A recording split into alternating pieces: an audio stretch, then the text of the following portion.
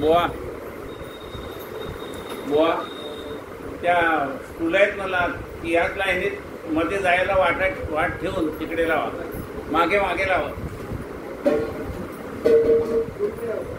नाही ह्याच लाईनीत मागे लावा. हा मागे लावा.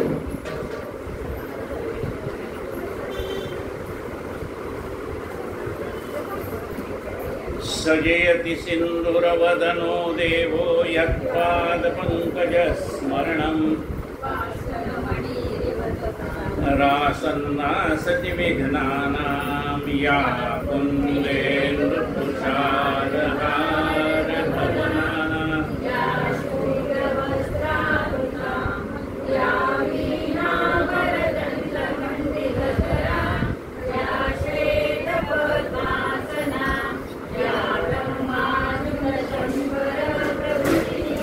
देवै सदा वन्दिता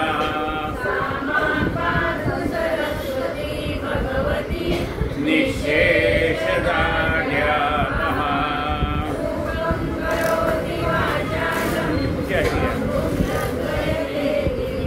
यत्कृपा परमानंद. किंवा ह्या खुर्चीच्या पलीकडे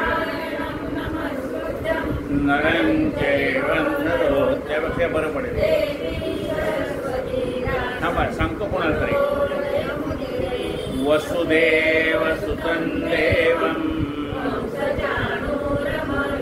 समोर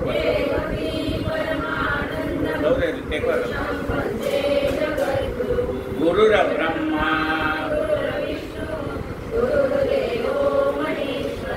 गुरु साक्षात्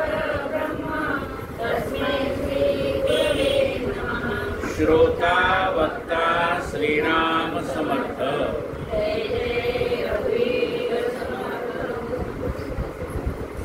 समर्थाने जी लघुकाव्य लिहिलेली आहेत त्यातला पंचसमासी म्हणून एक भाग आहे.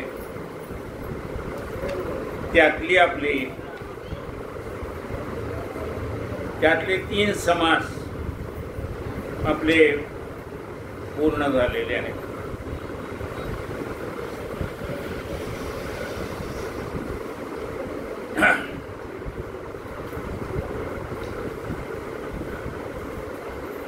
हा मोक्ष मार्गाला मनुष्य कधी लागतो म्हणजे मुमुक्ष. आधी बद्ध आहे, मग साधक आणि मग मुमुक्षु. तर या परमार्थ मार्गाकडे मनुष्य केव्हा लागतो तर ग्राम्य भाषेत म्हण आहे, करून करून भागला देव पूजेला लागला. म्हणजे प्रपंच करून करून भागला आणि आता देव पूजेला लागला.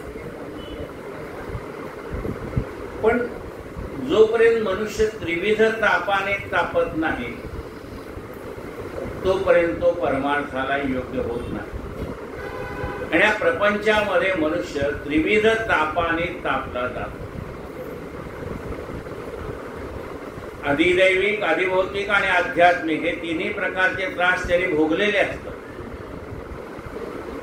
आणि मग त्याच्या मनामध्ये असा विचार येतो की आता संसार बाद झाला. संसार संगे बहुपीड रोरे कारुण्य सिंधू मज सोडवीरे कृपा कटाक्षे सांभाळी दीन तुझवीण रामा मज कंठवेन. अशी अवस्था प्राप्त झाल्यानंतर मग तो सत्संगाला जायला लागतो, कीर्तनाला जायला लागतो, प्रवचनाला जायला लागतो. तिथे गेल्यानंतर सद्गुरूंनी त्याला जो बोध केला आहे की शास्त्रामध्ये जे सांगितले तेच गुरुमुखात आलंय, त्याचीच आपल्याला आत्मप्रचिती घ्यायचंय. त्याला शास्त्रप्रचिती, गुरुप्रचिती आणि आत्मप्रचिती. शास्त्रामध्ये काय सांगितलंय? अहम ब्रह्मस्मी, मीच ब्रह्म. गुरु पण काय सांगतात? तूच ब्रह्म आहे. आणि मग आपल्याला मी ब्रह्म आहे या गोष्टीची ज्यावेळेला प्रचिती त्यावेळेला आपल्याला आत्मप्रचिती असं म्हणतात. मग शिष्य गुरुना सांगतो की तुम्ही मला ब्रह्मज्ञान सांगितलंय की तूच आपली शुद्धी घेऊ जाता आपण आत्माची तत्वता बंधची नाही मुक्तता होईल पाहिजे.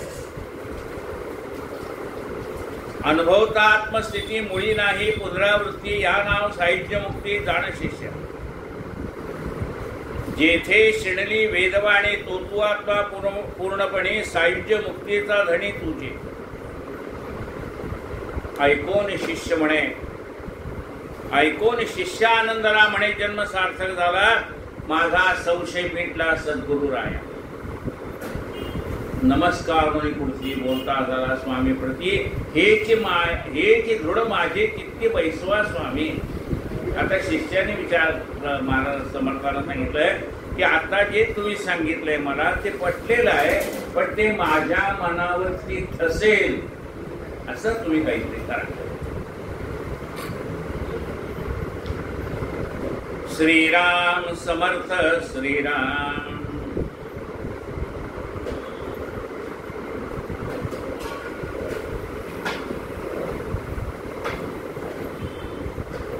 आणि मग त्याने समर्थाने साधन प्रतिष्ठा कशी करायची ते सांगितलंय.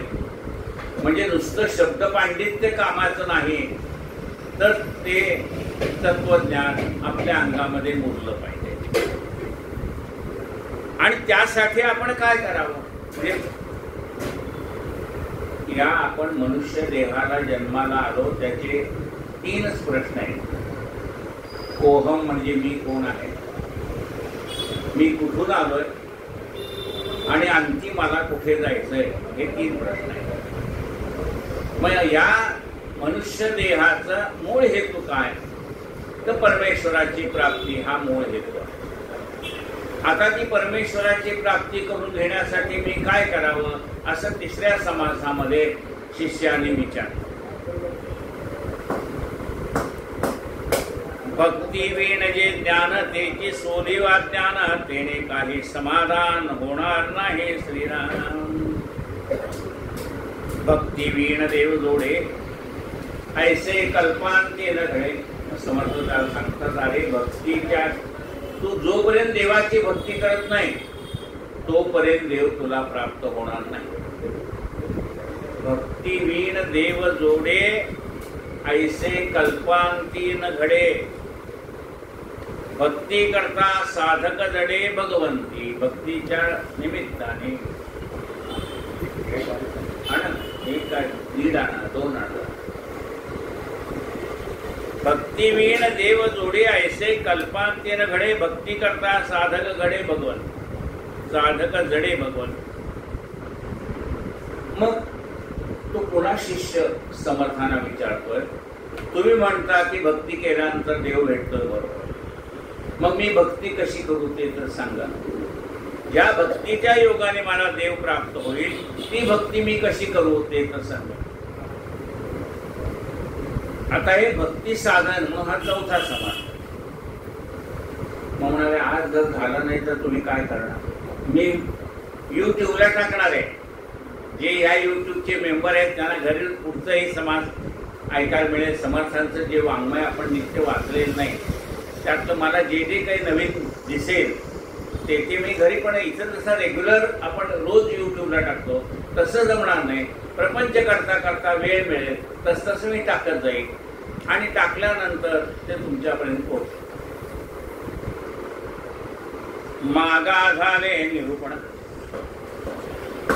केले पाहिजे साधन. दया साधनाचे लक्षण ऐसे असे श्रीराम. साधनाचं लक्षण काय. वावया ज्ञानाची प्राप्ती. आधी केली पाहिजे भक्ती. भक्ती घडली मुक्ती पाठी लागे श्रीराम. ज्ञानाची प्राप्ती आपल्याला व्हावी असं वाटत असेल तर आधी भक्ती केली पाहिजे. भक्ती केल्यानंतर ज्ञान प्राप्त होतं. ते आपल्याला ज्ञान प्राप्त होण्यासाठी सद्गुरु गुरुची व्यवस्था करतो. एखाद्या कीर्तनकाराची, एखाद्या प्रवचनकाराची, एखाद्या सत्संगाची, त्या माध्यमातून ते ज्ञान आपल्याजवळ पोहोचतं. भक्ती घडलिया मुक्ती पाठी लागे श्रीराम. जर तुमच्याकडून योग्य अशी भक्ती घडली तर तुम्हाला मुक्तीच्या मागे लागावं लागणार नाही, मुक्ती तुमच्या मागे लागेल. भक्तीच्या योगाने ती मुक्ती तुम्हाला प्राप्त होईल. आईच वैसोनी करायक चित्त आवडी अनंत आळवावा न लगती सायास जावे वनांतरा सुखे येतो घरा नारायण. मोक्ष भुवनाती सुंदर आनंद रूप मनोहर तेथे जावयाचा विचार ऐक बापा श्रीराम. मोक्ष भुवन अत्यंत सुंदर आहे. ते कसे आनंद स्वरूप आहे, मनोहर आहे. म्हणजे आपल्याला मोक्ष मिळायचं तर ते कसे सुंदर स्थान आहे. आनंद हेच त्याचं स्थान आहे. त्या ठिकाणी जाण्याचा आपण विचार करायला पाहिजे. तेथे जावया विचार ऐक बाबा. तिथे जावं असं तुला वाटत असेल तर त्याच्यासाठी काय करायचं ते मी तुला सांगतो. ऐक बाबा.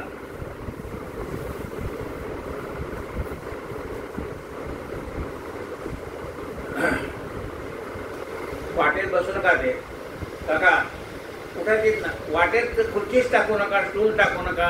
इथं जायला तसा राहून पाहिजे. तुम्ही इकडे या, आतली खुर्ची इकडे आणा बाहेर. या इकडे दोघं पण या ना. आजोबा आणि नातू इकडे या. या इकडे. आतमध्ये खुर्ची असेल, स्टूल असेल घेऊन इकडे बसा.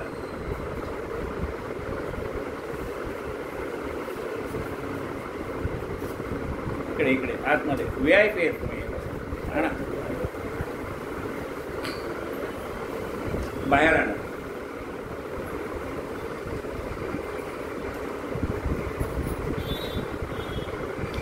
आता हे भुवन म्हणजे मंदिर. आता ते रमणीय आहे, सुंदर आहे. आता मोठाच्या मोठा राजवाडा बांधलाय. त्याला पायऱ्या असणार का नाही. आपल्या सोसायटीत आपण राहतो, पहिला मजला, दुसरा मजला, तिसरा मजला, पायऱ्या आहेत का नाही. साधारण पायऱ्या करणाऱ्याची अशी एक पद्धत असते. 9 पायऱ्या झाल्या की पुन्हा एक मोठी पायरी येते आणि मग पुन्हा पुढच्या 9 पायऱ्या सुरू होतात. तसे या मंदिराकडे जाण्यासाठी सुद्धा 9 पायऱ्या आहेत. काय म्हणताय. तेथे 9 पायऱ्या उत्तम. तिथे जायला, त्या मोक्ष मार्गाला जाण्यासाठी त्या 9 पायऱ्या चढल्या की मग येणार. तेथे 9 पायऱ्या उत्तम ऐक पायरी प्रथम. जे चढतात ते भ्रम निशेष जीवाचा. पहिली पायरी चढली की आपण त्या मार्गाला लागलोय हा त्याचा अर्थ आहे. तर ती पहिली पायरी कुठली आहे. या आजोबा इकडे. हा बसा, इथं स्कूल ठेवा. पहिली पायरी कुठली आहे. ते तू जाणगा श्रवण करावे नित्य निरूपण. श्रवण म्हणजे ऐकून ऐकून कळायला लागतं. आपण मराठी माणसं आहे. आपलं मूल जर गांधाडी माणसाच्या घरात वाढलं, म्हणजे आत्या मावशी कोणीतरी असते तिकडे, काय तिथे जर त्या लहान मुलाला ठेवलं तर ते कानाडी भाषा उत्तम बोलायला लागतं. आणि कानाडी मुलगा एखादा मराठी माणसाच्या घरात ठेवला तर तो मराठी उत्तम बोलायला लागतो. ठीक कशाने बोलायला लागतो. ऐकून ऐकून मनुष्य शिकतो. म्हणून आपण ऐकून, आपलं ऐकून पोरं शिकतात. मग आपण काय बोलायचं आपण ठरवलं पाहिजे ना. म्हणजे तुझ्या आत्या अशीच आहे, मावशी अशीच आहे, काकू अशीच आहे, आत्या, हे पोराच्या समोर बोलायचं नाही. ते तुम्ही नवरा बायको दोघं काय बोलायचं ते बोला. त्या पोरांच्या मनामध्ये आपल्या सगळ्या नातेवाईकाविषयी प्रेम असते. ते त्यांच्या मनातलं प्रेम कधीही काढून टाकायचा आपण प्रयत्न करायचा नाही. आपल्याला जे काही बोलायचं आहे ते चांगले आहेत वाईट आहेत ते नंतर त्यांच्या समोर नाही. कारण तुम्ही जे बोलाल ना ते ऐकणार मुलं आणि तसाच त्यांचा ग्रह होणार हे लक्षात. मग पहिली पायरी आहे ती श्रवण भक्ती. ते तू जाण का श्रवण करावे नित्य निरूपण दया निरूपणाची खूण ऐशी असे श्रीराम. ऐकावं म्हणाले. हो म्हणजे आम्ही रोज ऐकतो. म्हणजे काय ऐकतात चांगले ऐकतो. तरी म्हणले देव कसा भेटायचा. मग ऐकायचं तर कोणाची निंदा ऐकतो ते ऐकून तर देव कसा भेटायचा. म्हणून काय ऐकावं हे आधी काढावं लागतं. आणि काय ऐकायचं ते आता समर्थ सांगतात ते आपण ऐकूया. काय ऐकायचं ते सज्जन आणि कृपाळ जयाशी ज्ञान झाले प्रांजळ दया संगतीने मळ तुटे अज्ञानाचा. कुणाच्या मुखातलं श्रवण तू कर, कुणाच्या मुखातलं ऐक. ही श्रवण भक्ती करायची तर कुणाच्या मुखातलं ऐकायला पाहिजे. तर जो सज्जन आहे ज्याच्या अंतःकरणामध्ये दीन दुबळ्याविषयी प्रेम आहे. म्हणजे आम्ही ते साधू कसा ओळखावा आम्हाला कळत नाही. सगळी माणसं सारखी पण ते चांगलं कसा ओळखायचं ते तर सांगा. मग काठी गुरुजीने कसा सांगायचं. संत तुकाराम महाराजांनी सांगितलं. कुणाला साधू म्हणावं त्यांनी सांगितलं. कृपाळवरनं चालल्यावर टाकतात. कृपाळ कुणाचं ऐकावं कृपाळ म्हणतात. कृपाळ म्हणजे कसा जे का रंजले गांजले त्यासी म्हणे जो आपुले तोची साधू ओळखावा देव तेथे जाणावा. मृदू सभाय नवनीत तैसे सज्जनाचे चित्त ज्यासी अपंगता नाही त्यासी धरी जो हृदयी दया करणे जे पुत्रासी तेची दास आणि दासी तुका म्हणे सांगो किती तोची भगवंताची. मग अशा माणसाच्या मुखातून श्रवण करा. सज्जन आणि कृपाळ जयाशी ज्ञान झाले प्रांजळ ज्याला उत्तम असं ज्ञान भगवंताच्या कृपेने प्राप्त झालेलं आहे त्याच्या संगतीत आपण गेलो तर आपल्या जवळ असलेल्या अज्ञानाचा मळ नाहीसा होतो. तया संगतीने मळ तुटे अज्ञानाचा श्रीराम. आपल्या मनातलं अज्ञान असा सज्जनाच्या कृपाळू माणसाच्या सान्निध्यात आपण गेल्यानंतर आपल्या मनातलं अज्ञान नाहीसं होतं. आता त्या ठिकाणी चर्चा तर कुठे चालूच असते ना. मग ह्या सज्जनाच्या जवळ गेल्यानंतर तिथे कोणत्या प्रकारची चर्चा चालू आहे. आपण प्रपंचात दोन माणसं एकत्र भेटलो तर विचार करतो अहो आता ह्याचा भाव काय त्याचा भाव काय काय तुम्ही खरेदी केलं मी काय खरेदी केलं हे चर्चा आहे. पण सज्जनांच्या संगतीत गेल्यावर सुद्धा चर्चाच आहे. पण ती कुठली चर्चा आहे. अद्वैत चर्चा अखंड. त्यांच्या सान्निध्यामध्ये आपण गेल्यानंतर त्या सज्जनांच्या संगतीमध्ये आपल्याला कायम अद्वैत तत्वज्ञान ऐकायला मिळेल. तो परमात्मा आणि जीव वेगळा नाही याला अद्वैत म्हणतात. आणि जीव आणि परमात्मा वेगळा आहे त्याला द्वैत म्हणतात. सज्जनांच्या संगतीमध्ये गेलात तर हे अद्वैत तत्वज्ञान तुम्हाला ऐकायला मिळेल. अद्वैत चर्चा अखंड. त्यांच्याकडे ही चर्चा अखंड चाललेली असते. जेथे नाही पाषांड. जिथे पाषांड नाही. पाषांड अशा कशाला म्हटलंय ते आता मागच्या समाजाला ऐकलंय. पाषांड कशाला म्हणतात. जे वेद प्रामाण्य नाही त्याला पाषांड म्हटलंय. आणि संत वेदाला धरूनच सांगतात. त्यामुळे संतांच्या संगतीमुळे अद्वैत तत्वज्ञान आपल्याला ऐकायला मिळतं. त्या ठिकाणी एकही पाषांड मत ऐकायला मिळत नाही. म्हणाले अशा माणसाच्या संगतीमध्ये गेल्यानंतर आमच्यामध्ये काही फरक पडतो का नाही. का आम्ही तिथंच पुन्हा पहिलीतनं दुसरी दुसरीतनं तिसरी तिसरीतनं चौथीत जातो का नाही. आम्ही अशा सज्जनांच्या मुखातनं आम्ही तत्वज्ञान ऐकल्यानंतर आमच्या वृत्तीमध्ये काही फरक पडतो का नाही? तये संगतीने बंड मुरे मीपणाचे श्रीराम. त्यांच्या संगतीमध्ये गेल्यानंतर आपला मीपणा नाहीसा होतो. आता आपला मीपणा कसा नाहीसा व्हायचा? तर ते सांगतात की चाले हे शरीर कोणाचे सत्य कोण बोलविते हरिविना. अरे तू पाहतोस डोळ्यातनं पाहण्याची शक्ती त्याची, ऐकतोस कानाची शक्ती त्याची, हे सगळं त्याच्या इच्छेने चाललेलं आहे. हे ऐकल्यानंतर त्यांचं ऐकून ऐकून आपल्याला कळतं मी काहीच नाही. म्हणा असं वाटे हत्ती घोडे पारखीत वैसावे, देवाजीच्या मनात आले पायी चालवावे. काय करणार? त्याच्या मनात असेल तसं घडतं ना, नाही तर आपल्या मनातल्यासारखं काय घडतंय? जे घडतंय ते त्याच्या इच्छेने घडतंय. मग त्यांच्या संगतीमध्ये गेल्यानंतर जे काही कार्य आपल्या हातून घडतंय ते भगवंताच्या कृपेने घडतंय. म्हणजे समजा आपण उत्तम प्रपंच करत असू तर सुद्धा त्याच्या कृपेने घडतोय. मनासारखे सुंदरा ते अनन्या, मनासारखे पुत्र जामात कन्या असा धन्य संसार असेल तोही त्याच्या कृपेनेच मिळालेला आहे ना. मग त्या ठिकाणी आपलं कर्तृत्व काय आहे? हे सगळी माणसं भगवंताने आपल्या वाट्याला दिली. त्याचं कारण काय? त्या भगवंताची इच्छा आहे तुझ्याकडनं परमार्थ घडावा म्हणून. तशीच माणसं तुझ्या भोवती दिली. अद्वैत चर्चा अखंड देथे नाही पाषांड, तये संगतीने बंड नुरे मीपणाचे श्रीराम. मग म्हणाले ग्रंथ पुष्कळ येतो बाजारात, मार्केटमध्ये पुस्तक रोज त्या पेपरमध्ये छापून येतं. हे पुस्तक नवीन छापलंय, ते पुस्तक नवीन. म्हणजे कोणतं वाचावं? म्हणाले ज्या प्रकारचं पुस्तक तुम्ही वाचणार त्या प्रकारची मनोवृत्ती होते. नवरस आहे, त्या नवरसाचे पुस्तक आहे. त्यातला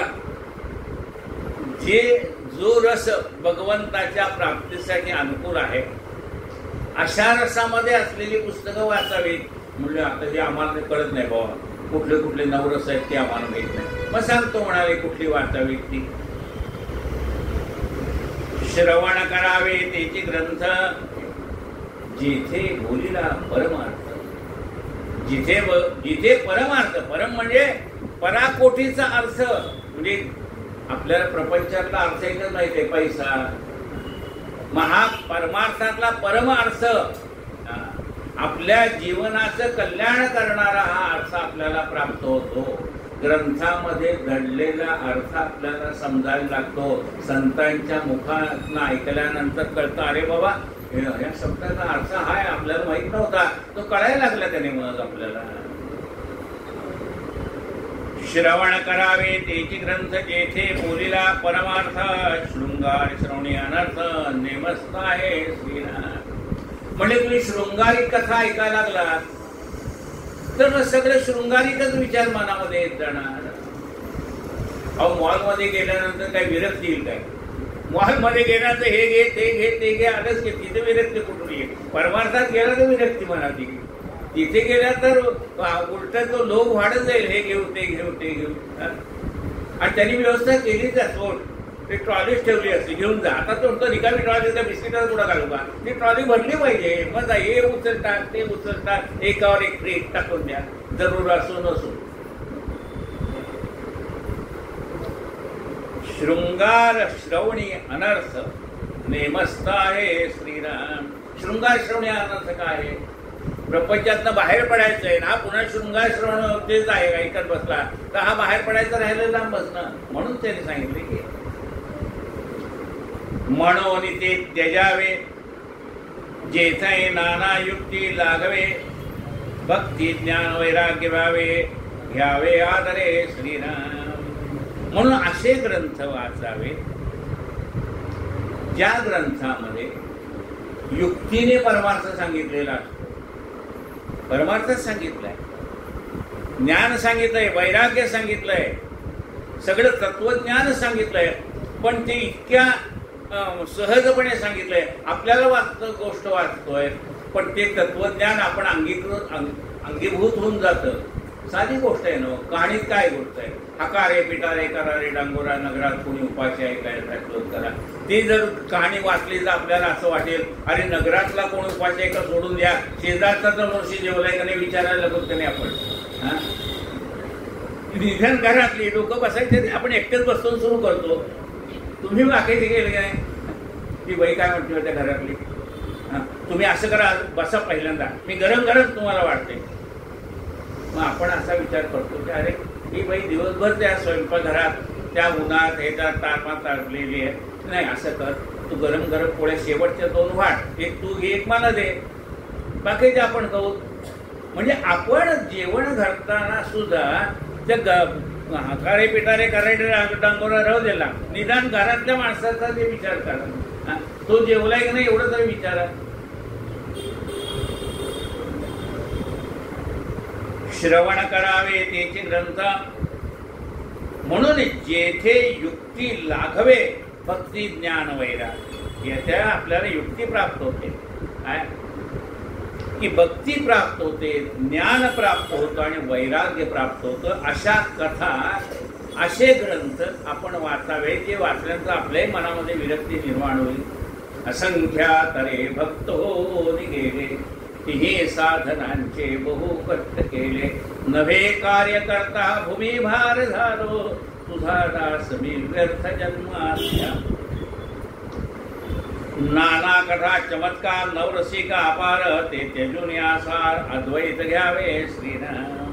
नाना प्रकारच्या कथा आहेत, नाना प्रकारचे चमत्कार आहेत. आणि कीर्तनकार असो, प्रवचनकार असो, तर रंगून रंगून सांगतो, त्याच्यामध्ये सगळे रस येणार. कीर्तनकार सांगताना, कारण कीर्तनकार बघतो हे श्रोते जे बसलेत ना, त्यात गाणं कोणाला आवडतं, संगीत कोणाला आवडतं, कुणाला गोष्टी आवडतात, कुणाला तत्वज्ञान आवडतं, हे सगळं पाहून सगळ्यांचं समाधान झालं पाहिजे, असं तो कीर्तनकार प्रवचनकार कोण असेल तो सांगतो.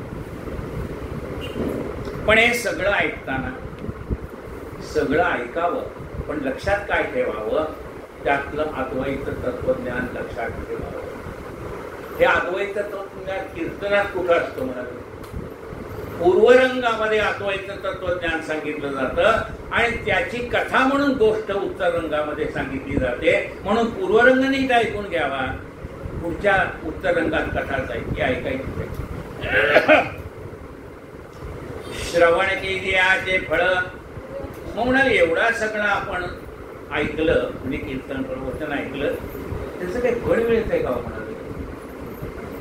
मिळतं की म्हणाले, काय फळ मिळतं?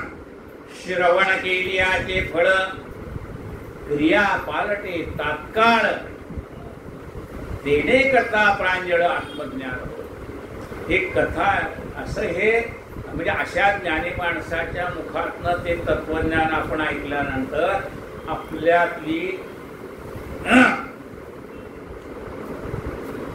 आपली वृत्ती पालटत जाते. बघा काय म्हणते, श्रवण केल्याचे फळ क्रिया पालटे तात्काळ. आपल्या वृत्तीमध्ये, आपल्या स्वभावामध्ये फरक पडत जातो आणि असा हळूहळू मळ तुटत जातो. हे लक्षात घ्या. ऐकण्याने काय होतं, आपल्या मनातला विकल्प हळूहळू हळूहळू नाहीसा व्हायला. देणे करता प्रांजळ आत्मज्ञान होय श्रीराम. असा ऐकता ऐकता मनुष्याला आत्मज्ञानाची प्राप्ती होते. सगुण सर्वोत्तमाचे ध्यान करावे, गुणानुवाद कीर्तन हरिकथा निरूपण करीत जावे श्रीराम. परमेश्वराचं ध्यान करावं. म्हणजे प्रत्येकाचं ध्यान वेगळं आहे. रामाचं ध्यान करायचं झालं तर ध्यायेता जानुबाहू, शंकराचं ध्यान करायचं झालं कैलास राणाची उचलमोळी, देवीचं ध्यान करायचं झालं तर नमो देवे महादेवेश्वराय सत्नवा. मग त्या त्या देवांची जी जी ध्यानं आहेत ते भगवंताचं ध्यान आधी करावं आणि मग त्याचा जप करावा. सगुण सर्वोत्तमाचे ध्यान करावे, गुणानुवाद कीर्तन. त्या भगवंताने त्याच्याकडे असंख्य गुण आहेत, पण आपल्याकडे काय अवगुण आहे. मी अवगुणी अन्यायी. देवा मी अवगुणी आहे, अन्यायी आहे, आणि तू जर गुणाचा सागर आहे. पण त्या भगवंताकडे जे गुण आहे त्यातला एक एक गुण आपण आत्मसात करायचा, आपल्यामध्ये मिळवण्याचा प्रयत्न करायचा. सगुण सर्वोत्तमाचे ध्यान करावे, गुणाद्वान कीर्तन हरिकथा निरूपण करीत जावे श्रीराम. भगवंताची कथा आपण ऐकावी, आपण वाचावी, दुसऱ्याला वाचून दाखवावी. चातुर्मासात सगळ्यांनाच काही मंदिरात येणं जमत नाही. मग काय करतात, त्या सोसायटीतल्या बायका एकत्र जमतात, किंवा एखादा पुरुष मंडळी असेल तो ग्रंथ वाचतो. पूर्वी नवनाथाचे ग्रंथ, रामविजय, वाद्यविजय, भक्तिविजय ते श्रावण महिन्यात लावायचे, आणि त्या चाळीतली म्हणा, त्या सोसायटीतली म्हणा, सगळी माणसं एकत्र जमायची आणि त्या कथा श्रवण केल्या जायच्या. मग करावे हरिकथा निरूपण करीत जावे श्रीराम. या नाव दुसरी भक्ती, म्हणजे पहिली भक्ती श्रवण भक्ती, दुसरी भक्ती हरिकथा निरूपण. भगवंताच्या कथा आपण ऐकाव्यात. आपल्याला ज्या कथा माहित आहेत त्या आपल्या मुलाबाळाला सांगाव्यात, नातवंडाला सांगाव्यात. मग ऐकतं कोण? त्याचे आई बाबा ऐकतातच की. पोराला गोष्ट सांगता सांगता त्यांनाही संस्कार होऊन जातात. आता ते बाकीचे इंग्रजी शाळेत थोडं शिकवणार आपल्या कथा. त्या आपण ह्या कथा मुलांना सांगत जाव्यात आणि त्यांना त्या भगवंताच्या विषयी प्रेम निर्माण होईल असं आपण. या नाव दुसरी भक्ती ऐक तिसरीची स्थिती सर्व काळे आग्रे चित्ती नाम असावे श्रीनाम. म्हणाले सर्व काळ भगवंताचं नाम आपल्या मुखामध्ये असावं. म्हणजे सर्व काळ कसं काय जाणार? काय म्हणते? ठीक आहे म्हणाले सर्व काळ कसं काय. म्हणजे सकाळी उठल्या कुठलं नाव घ्यायचं ना. प्रभाते मने रामचिंतित जावा, पुढे वैखरी राम आधी बनावा. म्हणले दुपारी जेवताना वदनी कवल घेता नाम घ्या श्री हरीचे सहज होते नाम घेता पुकाचे. जीवन करी जीवित्वान हे पूर्ण ब्रह्म उदर भरणमय जाणीचे यज्ञ कर्म. संध्याकाळी शुभं करोति कल्याणम आरोग्यम धनसंपदा शत्रुबुद्धी विनाशाय दीपज्योती. दिवसभर काही ना काही निमित्ताने भगवंताचं नाम आपल्या मुखातनं बाहेर पडावं.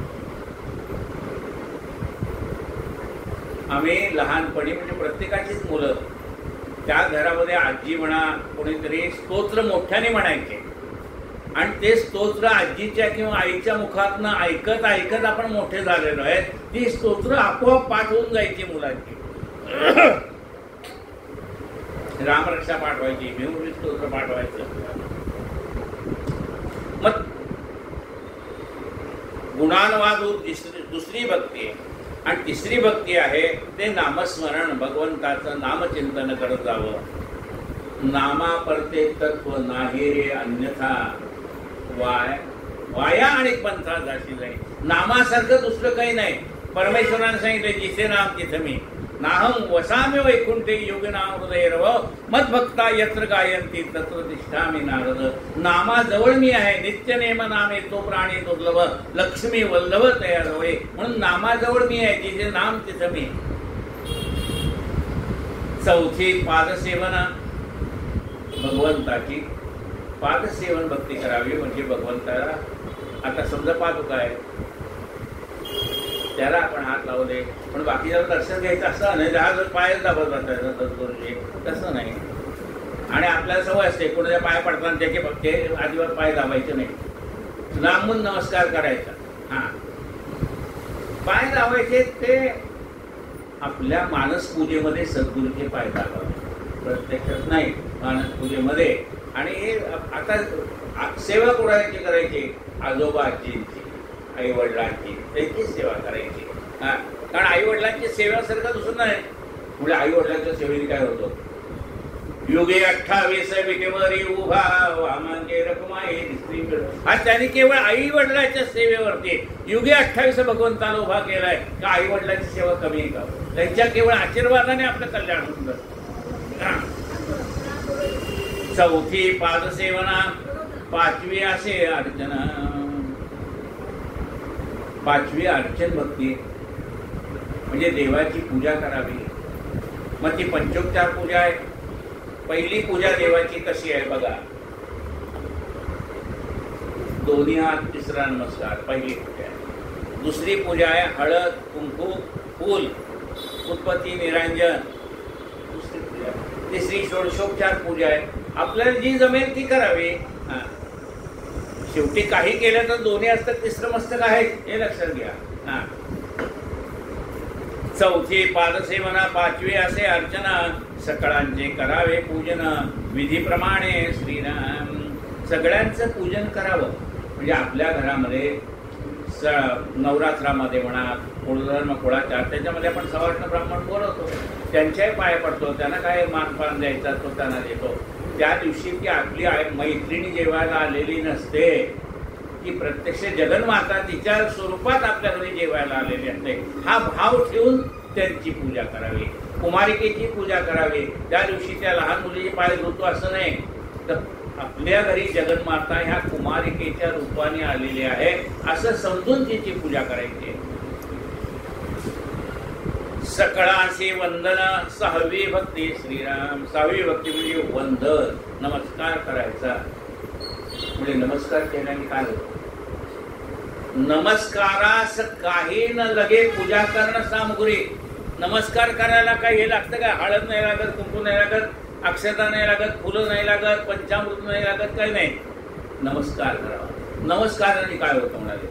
नमस्कारे अन्याय क्षमती, नमस्कारे मोडली जडती समाधाने. नमस्काराने अनेक माणसं आपल्याला बघा प्रपंचामध्ये थोडीशी काही कमी जास्त किंवा गैरसमजाने माणसं दुरावलेली असतात. ही सगळी माणसं कुठे एकत्र येतात नाहीत का, लग्न समारंभात. मग अशा वेळेला आपले जे नातेवाईक दुखवले गेलेले आहेत, आपण स्वतः जाऊन त्यांच्या पाया पडावं. आपण पाया पडले की त्यांच्या मनामध्ये आपल्याविषयी जो राग आहे, रोष आहे, तो कमी होत जातो. नमस्कारे अन्याय क्षमती. म्हणजे नमस्काराने अन्याय कसं क्षमतात. अहो मुलाने म्हणा, मुलीने म्हणा, पडून जाऊन लग्न केलं, पाया पडायला आले की आपण उठत होते, झालं गेलं, विसरून गेलं. पाया पडलं गेलं की तो पाया केवढं, पाया पडण्यात केवढं आहे. त्या माणसाच्या आयुष्याची पूर्ण पुण्य त्याच्या आशीर्वादात असते. सकळाशी वंदना, सहावी दास्यत्वी, सातवी दास्य भक्ती करावी. भगवंताचे आपण दास आहोत, त्याचे सेवक आहोत. मग आता जसं आपण म्हणतो ते सडा काळ झाडाचा, आता बघा ही झाडाची पानं सारखे पडणार का नाही. शेगावला एवढी झाड आहेत, कुठं पानं दिसतात का. एवढे नाही, तिथं सारखं झाडच असतात. मग तुम्हाला कोणी नाही म्हणून सांगितलं. इथं वरती येताना बघायचं, तिथं झाडाचं पानं पडली असे कोणतं घ्यायचं, झाडून काढायचं, सडा टाकावा, रांगोळी काढावी, इथं बसायला खुर्च्या ठेवाव्या लागतात, त्या काढाव्या, उठून झालं की खुर्च्या जागच्या जागी ठेवाव्या, सतरंज टाकाव्या, सतरंज काढाव्या. ही दास्यभक्ती, भगवंताची सेवा आहे, ती आपल्याला जमेल तशी करावी. दास्यत्वे हे सातवे. आता एका आठवी भक्ती कैशी श्रीराम, सखा देवची माना.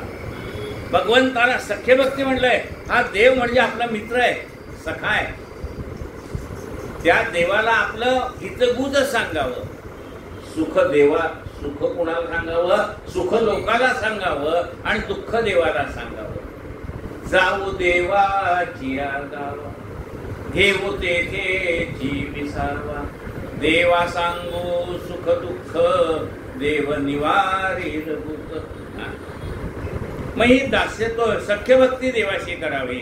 हा देव म्हणजे आपला मित्र आहे असं मानावा, त्याला आपले हितगुज सांगावं. सखा देवची मानावा, अखंड तोची आठवावा. आभार घालावा त्याचवरी श्रीराम. आपला भार सगळा त्याच्यावर टाकावा. टाकून आभार राहिलो निवांत अशी आपली अवस्था असावी. आणि आभार काय म्हणजे त्याने आपली एवढी कामं केल्यानंतर थँक्यू म्हणायला पाहिजे. तरी देवा बरं झालं बाबा, माझं ते काम तू केलंस म्हणजे आभार मानायला पाहिजे. भारही टाकायचा आणि तो भार त्याने उचललेला असतो ना. आपल्या लक्षात येतं हे सगळं देवाच्यामुळे घडलं बरं का, चांगलं झालं. आणि मग आमच्याकडे पाहुणे आता येणार होते पत्रिका द्यायला, माझी निघायची वेळ झाली. म्हणलं आता आले 2 मिनिटात तर होईल, नाही तर हिला म्हणलं तू मागणे त्यांच्याकडनं पत्रिका घे. पण ते नेमके आले आणि म्हणलं मला धोतर नेसून बसायचं आहे, घाईतून पॅन्टवरती जाऊन बसून चालणार नाही, हा समारोप आहे कथेचा. तर तेवढ्यात तुमची उपासना सुरूच होती, मला तेवढी वेळ मिळाली. म्हणजे सगळी योजना परमेश्वराची असते. मग त्याला थँक्यू म्हटलं पाहिजे नाही, आभार मानले पाहिजे. भार आभार घालावा त्याचवरी श्रीरामे, नवमी ते अद्वैत जाण करावे आत्मनिवेदन, विचार घेता भिन्न मुळीचा हे श्रीराम. अद्वैत भक्ती म्हणजे आत्मनिवेदन. आपण देवाला आपला देह अर्पण करावा. म्या अर्पिला मदीय देहचे विठ्ठल दादा. जसा स्त्रीने आपला देह आपल्या पतीला अर्पण केलाय, म्हणजे खूण काय आहे, म्हणजे गळ्यातलं मंगळसूत्र काय आहे, या ती काय सांगते, हे मंगळसूत्र आपल्याला काय सांगतंय, या देहावरती माझ्या पतीशिवाय दुसऱ्या कोणाचा अधिकार नाही. तशी गळ्याची माळ घातली ती सांगते की ह्या देहावर पांडुरंगाचा अधिकार आहे, या परमात्म्याचा अधिकार आहे. हा देह मी आता त्याला अर्पण केलाय. म्या अर्पिला मदेह देहची विठ्ठलाला. देह जावो अथवा राहो, पांडुरंगी दृढ व्हावो, असा आपला भाव असावा. आणि अद्वैत भक्ती म्हणजे आपल्याला देवाला अर्पण कराव्या की देवा आता तू ठेवशील तैसा राहील. आत्तापर्यंत मला पाहिजे तसं ठेव असं मी आत्तापर्यंत म्हणत होतो. देवा असं कर, देवा तसं कर, देवा तसं कर. आता मी असं काही म्हणणार नाही. आता मी काय म्हणेन, देवा तू ठेवशील त्याच्यामध्ये मी आनंदात राहील. ठेविले अनंत ठेविले अनंत तैसेचे राहावे, चित्ते असू द्यावे समाधान. असं समाधानी जीवन मला लाभावं अशी आपण रामरायाच्या प्रार्थना करू. आणि आजच्या चातुर्मास्य कार्यक्रमाची सांगता करूया. डॉक्टरबाई आल्यात का? या पुढे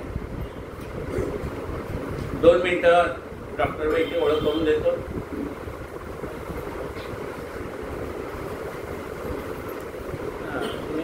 कसं आयुर्वेदासाठी का होमिओपॅथी आहे ना? होमिओपॅथी. या डॉक्टरबाई आपल्याकडे होमिओपॅथीसाठी येणार आहेत. तुम्ही ना आपल्याकडे व्यावारे मॅडम आहेत ना, त्या बुधवारी आहेत आणि या शनिवारी येणार आहे. म्हणजे 2 दिवस मिळाले बरोबर ना? शनिवारी येणार आहे, नाही तर मी सांगताना चुकलं तर कोणा शनिवारी येणार आहे. तर दोन्ही दिवशी आपल्याला ही होमिओपॅथीची म्हणजे आणखीन 1 दिवस होमिओपॅथीचा वाढलेला आहे. एखाद्याला पण म्हणले मी बुधवारी मॅडमकडे आले होते, शनिवारी यांच्याकडे अजिबात चालणार नाही. ज्यांच्याकडचं औषध घेतलंय त्यांच्याकडचंच औषध कंटिन्यू ठेवायचं. त्यांनी तुमचं सगळं तपासणी केली दिलेलं आहे. त्यांना माहिती आहे तुमची तब्येत कशी आहे. तुमच्या तब्येतीला अनुकूल व्यवहारी मॅडम दिली. यांच्याकडेच मिळाला तर यांच्याकडेच यायचं. कारण ह्या तुमची एकदा पहिल्यांदा ते सगळं लिहून घ्यावं लागतं त्यांना. तुमची तब्येत कशी आहे, काय आहे, काय नाही. मग त्यांना तुमच्या तब्येतीची माहिती आहे, मग त्याप्रमाणे ते औषध दिले जातील. म्हणजे ते नाही तुम्ही शनिवारी यांचं चालेल का, अजिबात चालणार नाही. त्यांच्या पेशंटनी त्यांच्याकडे जायचंय, यांच्या पेशंटनी यांच्याकडे जायचंय. सद्गुरू गजानन महाराज की जय. त्या पण सेवेलाच येणार आहेत. काय वेळ आहे? 11 ते 12 ते 1. दुपारी 12 ते 1. आणि कुठल्या शनिवारपासून येणार? पुढच्या महिन्यात म्हणजे आता नोव्हेंबरच्या पहिल्या शनिवारपासून मॅडम येणार आहेत दुपारी 12 ते 1 या वेळामध्ये. सद्गुरू गजानन महाराज की जय. आरती.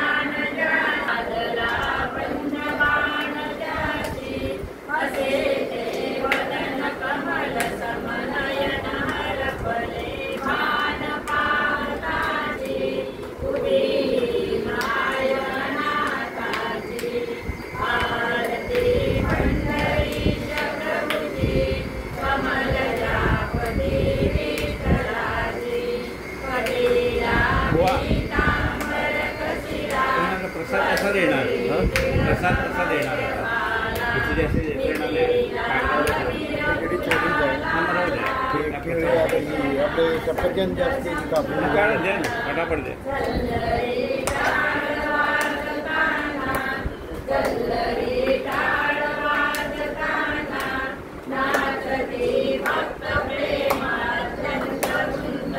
नाही तर एक करा ना बुवा. हा राजगिरीचे लाडू आहेत ना. एक एक लाडू देत तरी चालेल.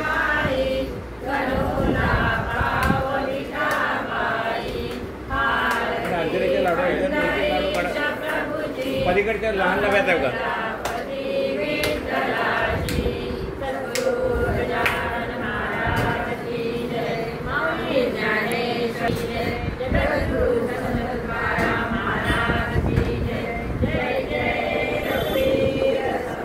हे पहा, चातुर्मासानिमित्त मी काहीही घेत नसतो आणि घेणारही नाही आहे. तेव्हा कुणीही मला आर्थिक रूपाने इथे काही ठेवू नका. तुम्ही फक्त नमस्कार करायचा आणि पुढे जायचं आहे. हे सगळं भगवंताचंच आहे. त्याने आपल्याला शक्ती दिली, बुद्धी दिली. इथे मी व्यासपीठावर बसताना पाया पडून बसतो. इथे जे काही मी बोलतो ते महाराजांच्या सत्याने बोलतो. त्यामुळे याच्यात माझं स्वतःचं कर्तृत्व काही नाही. तुम्ही यायचं आणि मला आशीर्वाद देऊन जायचं. सद्गुरू गजानन महाराज की जय.